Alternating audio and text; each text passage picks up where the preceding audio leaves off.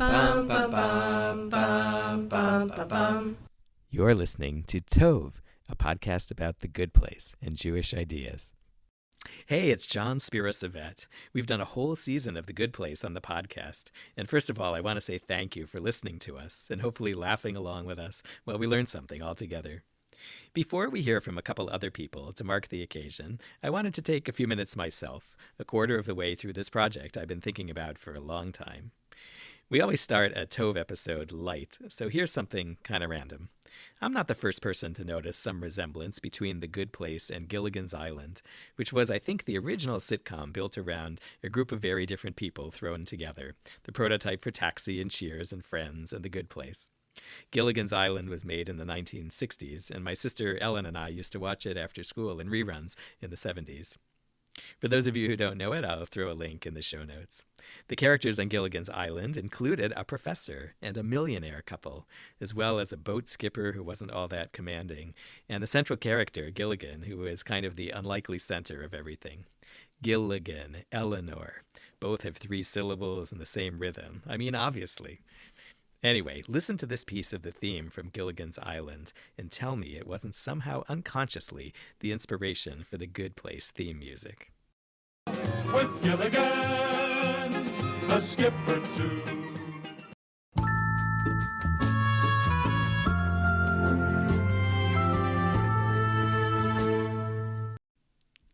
David Schwartz composed the Good Place theme, and Sherwood Schwartz created Gilligan's Island. Wouldn't it be great if they were related? What? No, not all monsters are related. Okay, that last drop-in was from Avenue Q, but I promise, for the rest of this episode, no more pop culture references outside of The Good Place. So a few things I've noticed so far in one season of this podcast.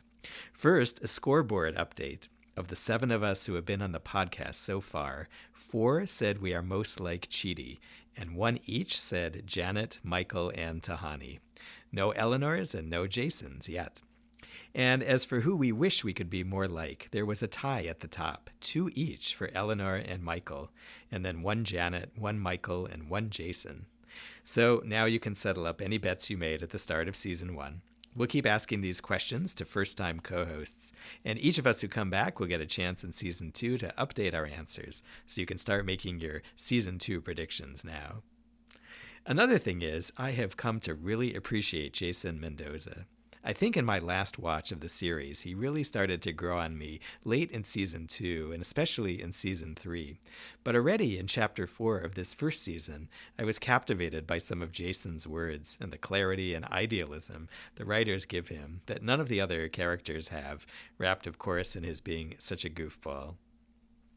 At the very start of the podcast, I said our intention was like Reese's Peanut Butter Cups, 2 great tastes that could taste great together, The Good Place and Jewish ethical philosophy. Or maybe they wouldn't always taste great together to you, and that would be fine too. For me, some of my favorite moments have been when we talked about some Jewish story or idea that I thought was really familiar to me, and the characters of The Good Place or the story of an episode made me see that Jewish thing in a new and deeper light, or a more interesting way.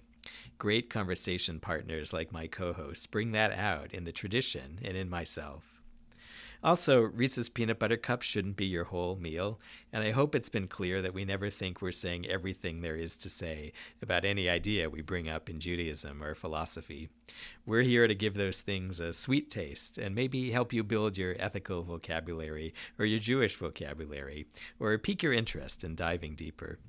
We're modeling what great Torah conversation is, where the other person lets you think out loud, and you don't have to say things perfectly or arrive at a final conclusion for the talk to have been worthwhile. So thanks, Dan and Rebecca and Sari and Audrey and Ben and Myra for being that kind of chavruta or study partner for me. That's good for now from me. I've talked about wanting to get some youth voices into the mix, so here's our first one. Hi, I'm Lila Spira-Savet, the daughter of the host of this podcast. I'm a first year at Barnard College right now and a huge fan of The Good Place. Hey, Lila. Hello. I have to ask you the same questions I ask everybody then the first time they are on here, which is if you had to say which of the main 6 characters of The Good Place you're most like, who do you think that is? Of the main six, I would say right now I'm feeling a bit like Chidi. As a college student, I tend to want to plan out everything and analyze the repercussions of everything. But I think I could stand to be more like Jason, as probably all of us could, because I don't think he's ever planned anything in his life. Wow, this is so interesting that you said that because I am your father. I tried to guess at what you would say, so What would you say? listeners can hear that this is an actual envelope where I wrote, in case I guessed right, I didn't want you to say, oh, you're just making that up. So yeah, I thought maybe that you would say that you're like a Janet because, you're super well informed and helpful and Fountain of kind knowledge, to what walking yeah. encyclopedia. Yes, well, I can say, and I thought you were going to say that you wanted to be more like Chidi, but Oh, I'm happy interesting. that yeah. So wanting to be more Jason. Yeah, he's the opposite of Chidi in some ways. I think they both have very good morals and ethics, whether they know it or not. But he lives in the moment in a way that I don't think any of the other characters do, except maybe Eleanor. But yeah, that's what I like about him. He has really grown on me in this rewatch because I feel like he sometimes says the most pure, profound things about, Yeah, and kind of seeing people as they are and seeing even himself as he, well, he doesn't really understand himself, but but if he did, he yeah, wants I all the think right that's things. he's such a good person to be paired with Chidi because while Chidi is always analyzing the ethics to such a big extent, Jason just he just knows things because he has a good heart. This is making me think all kinds of things about Moshe, who is humble and becomes sort of the teacher of the Jewish Mm, people in the Torah, and in some ways he has the bearing of a Jason, and in other ways he has the like frustration of a Chidi of not getting through. mhm. Maybe we'll talk about this seriously in one of the episodes coming up. Now, the way I remember it in terms of your watching the Good Place origin story is that you were kind of the first member of our household to be super committed. That, I mean, I started watching it and then I stopped, and then you picked it up, and then mom, and then I kind of jumped in. Do you remember how you got Yeah. started? Well, I think I was going on a flight and I was looking for shows to download on Netflix, and you recommended The Good Place. And yeah, I got obsessed with it from there. Do you remember how old you were when you watched it through? Um, oh, probably like, I don't know, freshman or sophomore in high school. So a few years ago already, 4 or 5. Yeah. Yeah, yeah. Now, when you became bat mitzvah, one of the things that our synagogue gives as a gift, it was actually a book I chose a number of years ago, is Rabbi Telushkin's Book of Jewish Values. And you read that a lot. I think you've read that more than once also. Yes, yeah, I tend to watch and read things more than once. What is it that kind of engaged you about that book? I think because it's a very applicable way to get involved with Judaism, because I think I've always gone to services and stuff, but because I don't speak Hebrew, it's easier to engage with it in other ways. So, what is it about The Good Place? I know that I think you just did a rewatch. You've probably watched it more than I have, even maybe through. Is there something that kind of keeps you into it? Yeah, it's really entertaining, but like it goes beyond that. Like I think most people can relate to all the characters, and there's just lots of twists and turns and new things to find with each rewatch. Like for example, the Michael character. I guess spoiler alert for anyone who hasn't watched it through. Even though at the end of season one he turns out to be a bad guy. He's very multifaceted. He finds beauty in just the most ordinary human things like paper clips and that kind of stuff. Yeah, I think it's the characters that keep me engaged as well as the laughs. So I am curious if there's something that strikes you thinking about the putting together things about the Good Place and Jewish values that maybe you've had from other places, or has watching the show gotten you to think about anything Jewish, particularly in a different way? A big thing in Judaism is tzedakah, and I think Chidi really embodies this because I'm pulling this off of something I read on the internet, just a definition. The point of tzedakah is justice, not charity, and it's charity is given out of the kindness of our hearts, but tzedakah is mandatory, and so we're supposed to do it whether we like it or not. And especially in season 1, Chidi really does that. I mean, he probably doesn't necessarily want to help Eleanor when he's in paradise, but he does because he feels like it's his duty. I feel like that's a good parallel to Judaism. You want to say something about the thing you sent me today? Oh, yeah. Well, so this is more in later seasons, but another thing in Judaism is not to place a stumbling block, aka be inclusive and be aware that people all go through different things. And so you can't judge them all the same way. And Jason has this great speech that it seems like it's just going to go totally down the wrong road, but he actually says some very wise things about his friend Big Noodle, who to take care of like 4 grandparents who all slept in the same bed, like Willy Wonka. But then he ends with, but I couldn't yell at him or I never yelled at him again for being late to rehearsal because now he knew what he had been through. And just like the judge can't judge humans all the same because she doesn't know everything that humans go through.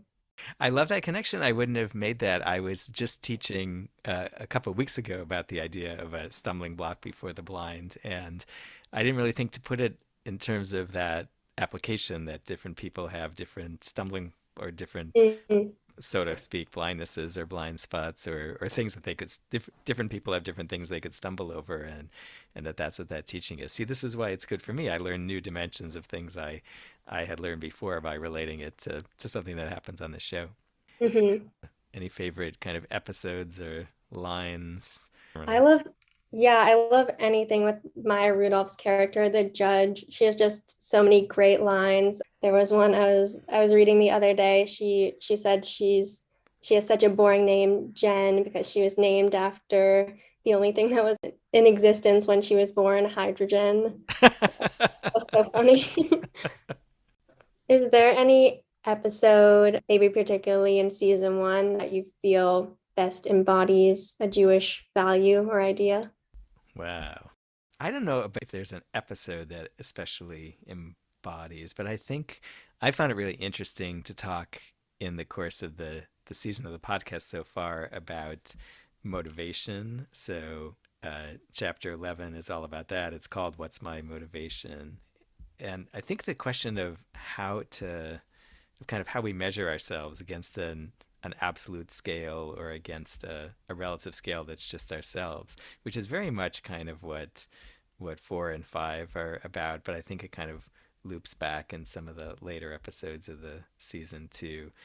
We talked about it also even on number 12 about Mindy St. Clair. That kind of keeps coming back. So it's more that I don't think a single episode, but I think like there's certain themes that kind of wind back and forth. And one of the things I'm sort of looking forward to in the future episodes is as kind of circling back to sort of do another run on some theme that got introduced in season 1. It's going to sort of deepen in a different way the next time. Yeah, I like what you were saying about the idea of being measured against this perfect scale or what one ought to do to be good or get into the good place. It's such a loaded question. And we talked about that in philosophy last semester. If you say someone ought to do something or you ought not to do something, you ought not to murder or, other things that we just intrinsically know are good or bad. What does that even mean? And I don't think we ever came up with a definitive answer because it's just so hard to prove, I guess, as is the nature of philosophy.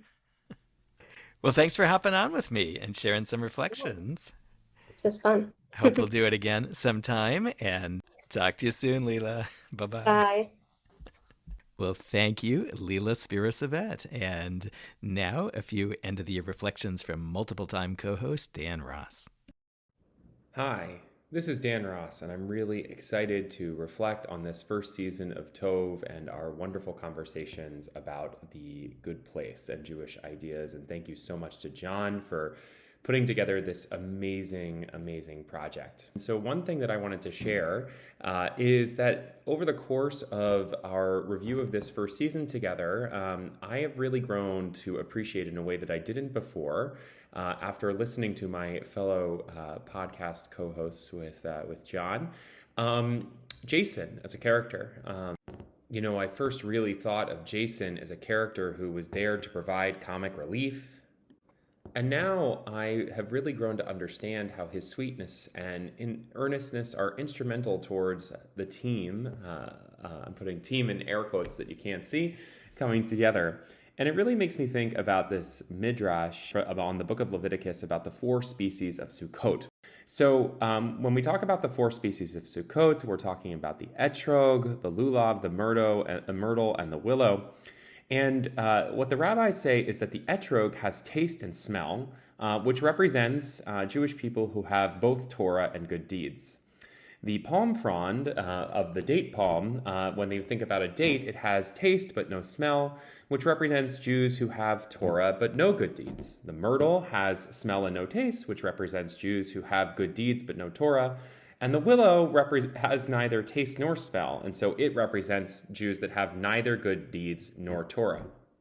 So what the rabbis observe in this midrash is that God commands that these 4 species be brought together to enjoy, to celebrate the holiday of Sukkot. And in doing so, each of those species coming together, each atones for the other, which makes me think about the final episode of the season when we realize Michael's scheme, the big plot twist, to bring together 4 people who are supposedly uniquely suited to literally bring each other hell. And it fails because they come together as a team, able to do teshuvah, to repent, to turn around their lives in death together. And what this teaches me as I think about our final reflections on this first season is that we can't do it alone in this world, in this life, and in this afterlife. And when we come together, that is what transforms the bad place into the good place. Thanks, Dan. Wow, Jason Mendoza had a big game on the podcast today. Our first season of Tov is in the books, and I can say that this project has done a lot for me already. It's given me the excuse to laugh more than I would have during the heavy time when we've been recording, and I feel a bit wiser about my own teshuvah, thanks to the Tov team and Mike Schur's Good Place team of writers and performers and production people. Once again, I'm John Spira Savet. I'm online at RabbiJS3 or RabbiJohn.net. And thank you all, listeners, for welcoming all of us into your home or your car or your workout or your doing the dishes. If you've stuck with us through this season-ending episode, hopefully that means you like the podcast enough to help spread the word. Give us a good review on your app, or share about Tov on your own social media, or old school, call someone on the phone and tell them how to find an episode. We hope you'll stick with us for Season 2, which will start within the week. And to paraphrase what Mark Evan Jackson, who plays Sean, says at the end of the official Good Place podcast, now go learn more about something good. Bum, bum, bum, bum, bum, bum, bum.